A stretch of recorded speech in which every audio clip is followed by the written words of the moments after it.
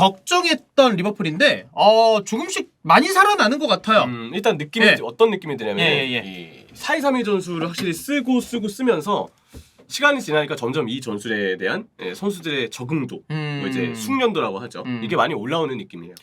맨시티 그리고 리버풀, 레알 마드리드 뭐 당장 딱 생각나는 원볼란치를 쓰는 뭐 바르셀로나도 있겠고, 그러니까 그 팀들의 원볼란치에서의 주전으로 활약하는 선수들을 대체를 못하면 원볼란치를 빠르게 포기하는 방법도 알아야 된다라고 생각을 하거든요. 그러니까 원볼란치를 쓴다는 거는 그만큼 중앙 미드필더를 3명 구성했을 때 2명은 조금 더 공격적으로 역할을 해줄 수 있다라는 거잖아요. 전개라던가 도움을 되는. 네. 근데 후방에서부터 공이 안 풀리고 이 혼자 서는 선수가 압박에서 벗어나지 못하고 체력적으로 문제가 생기면은 뒤쪽부터 뭔가를 해결했어야 되는데, 저는 리버풀 클럽 감독이 그거를 맨시티 전부터 확실하게 해결하고 있다라는 생각이 들어요. 그렇죠. 그래서 최근에 이제 4-2-3-1 전술을 쓰면서 예. 조금이나마 그 원볼란치의 한계점을 극복하고 있는 것 같아요. 왜냐면 이 원볼란치라는 게 사실 되게 쉬운 유형이 아니거든요.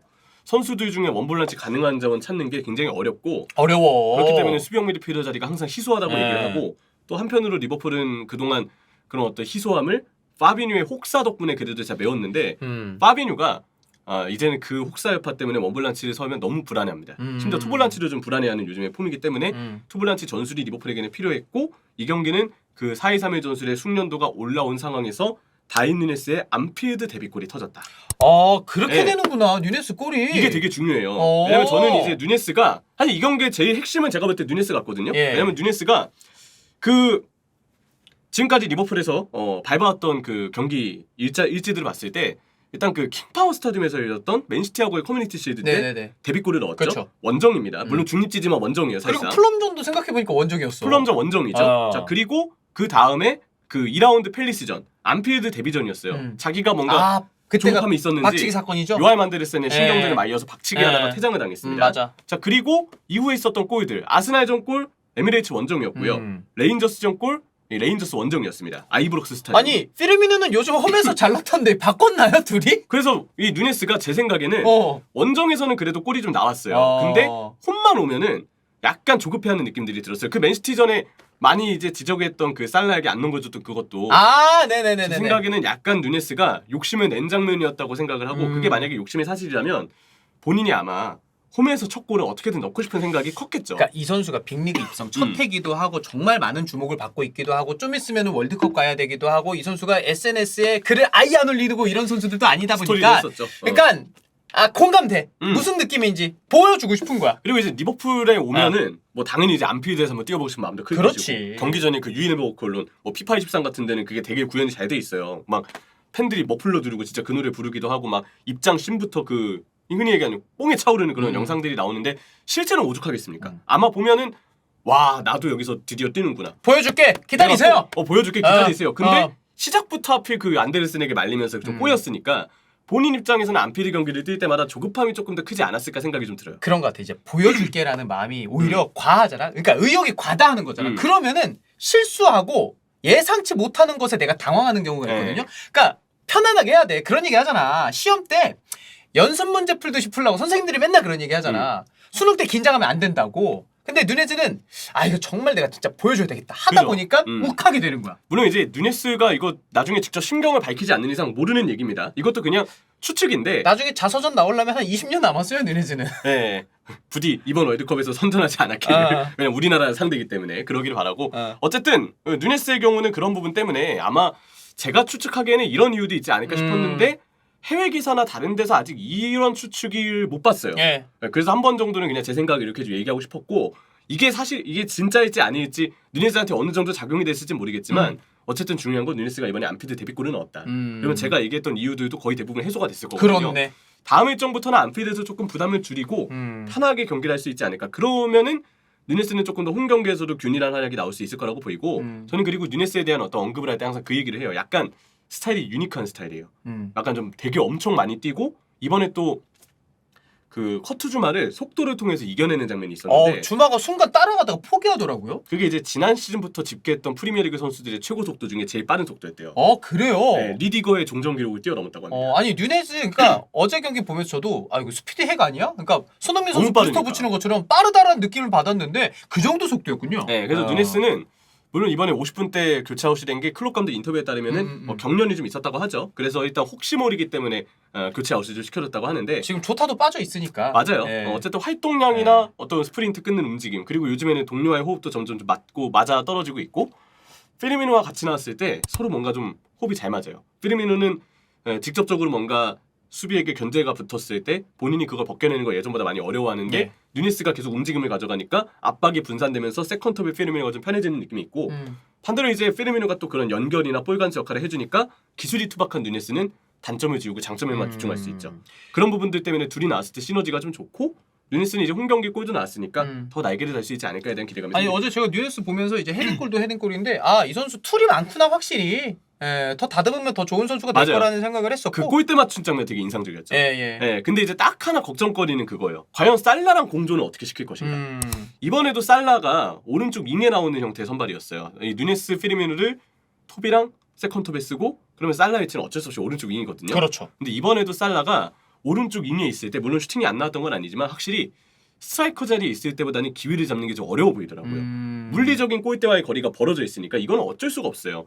예전에 2017-18 시즌 때 살라였다면 거기서 또 동무대를 펼치면서 알아서 골을 만들어내기 가능했겠지만 지금은 그때와 비교하면 이미 2018-19 시즌 때부터 오른쪽 위기에 있는 살라의 어떤 플레이 패턴을 프리미어리그에서 상대하는 수비수들이 어느 정도 읽고 나오고 있습니다. 그렇죠. 당연히 살라가 에이스인 걸 알기 때문에 집중 견주로 나오고 있고 그러다 보니까 반대편의 선수가 특혜를 받아야 되는데 막상 그 특혜를 받아야 될 선수가 디아스가 지금 없고 조타도 없고 까르발료가 있지만 까르발료가 지금 뭐 피니시 능력이 프리미어리그에서 확실한 선수는 아니니까 아직은 지켜봐야죠. 잘하고 있지만. 그렇기 때문에 살라를 오른쪽 윙으로 쓰는 게 어느 정도는 아쉽다는 반응이 나오는 게 저는 더 이해가 가요. 저는 그런 것 같아요. 살라가 지난 시즌 오른쪽 윙에서 나왔을 때도 뭐 늘 시즌 계속 고점은 아니었는데 좋은 모습이 있었을 때 언제냐면 알렉산더 아놀드 좋았을 때 핸더슨 좋았을 때 맞아요. 그러니까 오른쪽에서 핸더슨이 돌아가는 움직임을 통해서 살라를 조금 더 박스 안쪽으로 붙여넣기 때문에 득점력이 나왔었던 건데 올해는 지금 투블란치가 되다 보니까 거기에 오늘은 파비오 카르발료가 나오고 피르미노가 내려와서 받아주는 맞아요. 움직임이 있긴 했지만 그게 살라에게 지난 시즌 핸더슨만큼의 도움을 주진 못해요.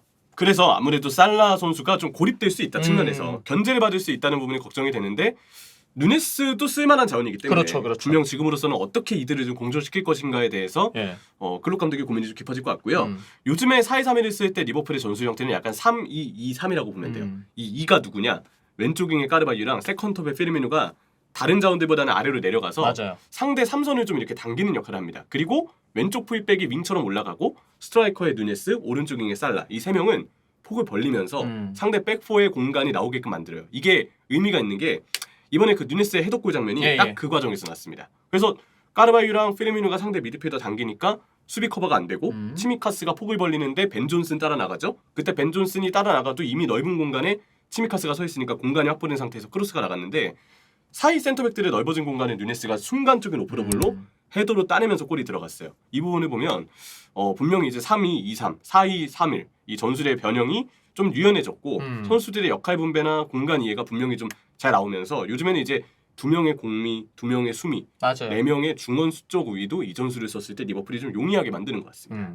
저는 그런 면에서 파비오 카르발류가 오른발로 풀어주는 역할도 이 박스, 그러니까 네모 박스가 그려졌을 때 굉장히 좀 잘해주고 있다라고 맞아요. 생각을 해요. 이게 그런 모습은 하비 엘리엇보다 확실히 파비오 카르발류가 왜 최근에 이제 중용받는지를 좀 나오는 장면이라고 생각을 하고 리버풀 경기 최근에 보면요. 그거 같아요. 선발 명단 딱 발표되고 시트 나오잖아요. 4-4-2. 그렇게만 보면 안 돼. 리버풀 4-4-2로 나왔는데 오늘 누네스랑 피르미노가 투톱이네? 그러면은 살라가 측면 미드필더로 가는 거야? 이렇게 생각하면 안 돼요. 살라가 들어가고 오히려 피르미노가 내려오면서 누네즈랑 살라가 오히려 투톱처럼 움직일 때가 더 많아요. 맞아요. 전 그래서 직관적으로 3-2-2-3이 가장 옳은 표현인 것 같아요. 아놀드도 오버래핑 안 하고 주로 뒤에서 이제 볼백에 집중을 하거든요. 사우스게이트 감독이 이날 이 경기 보러 왔습니다. 아 그래요? 네, 근데 뭐 라이스, 핸더슨 아니면 제로드 보인도 보았을 수 있겠지만 일단 현지 카메라가 제일 먼저 잡아주는 게 아놀드더라고요. 왜냐면 리스 제임스가 또 부상으로 빠졌고 워커도 지금 부상이거든요. 맞아요. 그래서 아놀드가 이번에 그래도 괜찮은 배급 능력을 보여줬고 물론 이제 마지막에 또 수비가 뚫리더라고요. 사우스게이트가 보기에는 사실 그 수비가 뚫리는 장면이 조금 눈에 들어왔을 수는 있습니다. 네, 사우스게이트는 좀 조심스러운 운영을 하기 때문에 아놀드가 거기서 수비까지 잘했다면 어땠을까라는 아쉬움이 남긴 남아요. 팬으로서. 그건 있는데 어쨌든 공격적으로는 괜찮은 모습이었으나 여전히 사우스게이트의 1순위 풀백은 아닐 수도 있다. 그런 얘기 정도는 하고 싶고 웨스트햄의 경우는 분위기가 너무 안 좋습니다. 근데 특히 이제 좌우 풀백들이 예전보다 영향력이 많이 떨어졌고 초우팔이 스포츠 탈장 흔히 이제 운동선수가 그 탈장 부상 입고 나서부터 기량이 확 떨어진다는 얘기들을 그 인터뷰를 하면 되게 많이 얘기를 하시거든요. 근데 초우파도 약간 그런 상황이고 초우파 리그에서 이번에 또 선발이 아니었죠. 요즘에 밀렸습니다. 벤 존슨이 나왔는데 벤 존슨은 공격적으로 기능을 잘 못하고요. 왼쪽 풀백의 크레스웨도 많이 느려졌고 이 라이스 옆에 있는 소우책이 기량이 되게 떨어져서 기량이 떨어진다기보다는 이 선수가 이제 언제로 분석이 된 거죠. 발밑이 좀 투박한 편인데 빌드업 시에 별로 관여되는 게 없어요. 그래서 너무 라이스 한 명에게 그냥 빌드업을 다 의존하다시피 경기를 하는데 그러다 보니까 웨스트햄이 경기 분위기를 좀 대부분 내주는 경우들이 많고 요즘에 이제 스카마카랑 파케타가 같이 공존이 되면서 그래도 빌드업 문제를 해결하고 그래서 골을 좀 만들면서 결과가 같이 나왔는데 파케타가 이 경기 전에 부상으로 빠졌습니다. 그러다 보니까 파케타의 이탈이 크게 발생된 상황에서 웨스트햄이 전반에는 좀 일방적으로 밀렸고 후반에는 그래도 좀 특유의 이른바 한 방을 노리는 경기 운영을 통해서 웨스트햄도 비등비등한 어떤 경기를 펼쳤고 리버풀도 추가골 기회가 있었는데 너무 이상하리만 치 후반에 골이 안 들어가더라고요. 그런 뭔가 서로가 답답해할 만한 상황에서 그냥 경기는 누네스의 결승골로 1대0으로 마무리가 됐습니다. 그래도 리버풀 팬들은 누네스가 최근에 살아나고 있다라는 게 굉장히 좀 위안이 될 것 같고 그런 생각도 들 것 같아요. 잡은 팀이 물론 웨스트햄은 최근에 뭐 흐름이 안 좋고 올 시즌은 확실히 안 좋지만 잡은 팀들을 생각을 했을 때 맨시티 잡고 웨스트햄 잡고 이러면 우리 팀 좀 안정적인 궤도로 가는 거 아니야라는 생각이 들 만한데 어때요? 그렇죠. 아무래도 결과를 봤을 때 웨스트햄도 다른 팀들에게 또 승점을 분명히 가져올 수 있는 팀이기 때문에 이겼다는 것의 의의가 좀 크고요. 무엇보다 그 이기는 데 있어서 알리송의 페널티킥 선방이 진짜 대박이었죠. 공격 포인트 기록하는 알리송, 예. 골도 넣는 알리송, 2경기 살린 거 아니야 지금. 페널티킥 선방하는 알리송 대단하죠. 예. 2경기 연속으로 지금 아주 의미 있는 골과 관여되는 왜냐면 페널티킥 선방은 사실 골키퍼 입장에서 골과 다름없거든요. 맞아요. 골과 관여되는 활약을 저는 했다는 생각이 들고 그래서 알리송의 이런 선방과 좋은 활약 물론 경기 내용적으로는 알리송이 킥이 좀 불안하긴 했지만 전반전에 미스 한번 크게 했죠. 근데 페널티킥 선방이면 다 지울 수 있습니다. 예. 그런 활약까지 보여주면서 또 조고메스 실수하고 그래 맞아. 그런 모습까지 나오면서 예. 또 하나 아까 얘기했던 것처럼 파비뉴가 교체 TV 60분 때 됐어요. 그리고 나서 진짜 뻥뻥 뚫렸습니다. 근데 파비뉴는 아까 처음에 얘기했던 것처럼 약간 혹사 여파가 저는 좀 있다고 생각이 돼서 약간 안타깝게 보는 입장이고요. 아놀드도 마찬가지고 그런 부분들이 좀 가미됐지만 어쨌든 중요한 건 이겼다. 그리고 누네스 터졌다. 이제 앞으로 누네스가 더 해결 능력을 보여주기를 바라는 지금 상황입니다. 리버풀 이겼다. 누네스 터졌다. 이겼다. 영상 여기까지. 아이씨 이거 깔끔하게 마무리가 안 되네요.